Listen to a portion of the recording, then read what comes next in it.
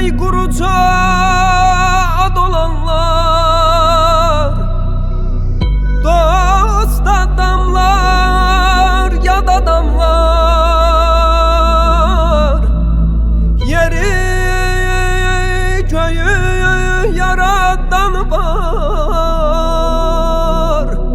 yeri göğü yaradan var.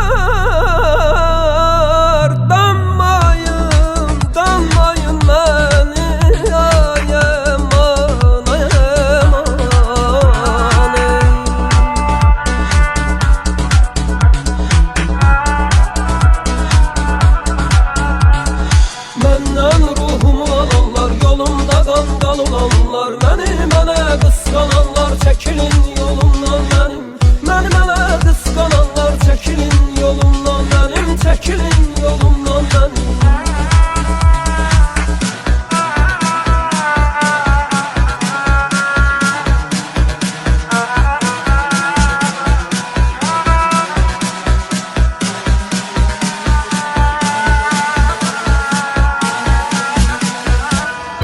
Cıngında koymayan, min yere bölüp doymayan, feleğin sayın saymayan, feleğin sayın saymayan, sizdenem satmayın beni, sizdenem satmayın beni.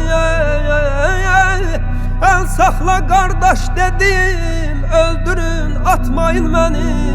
Bir ovuç yurt torpağıyam, bir ovuç yurt torpağıyam, dertlere katmayın beni.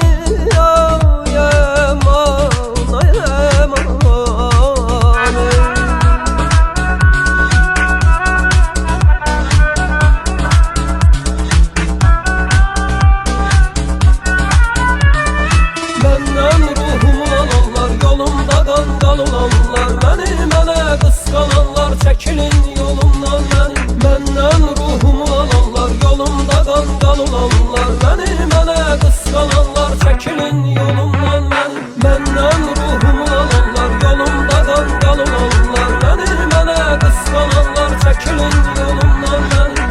Mənə qısqananlar, çəkilin yolumdan mənim, çəkilin yolumdan mənim. Məndən ruhumu alanlar, yolumda qanqal olanlar, mənə qısqananlar, çəkilin yolumdan mənim. Mənə qısqananlar, çəkilin yolumdan mənim, çəkilin yolumdan mənim.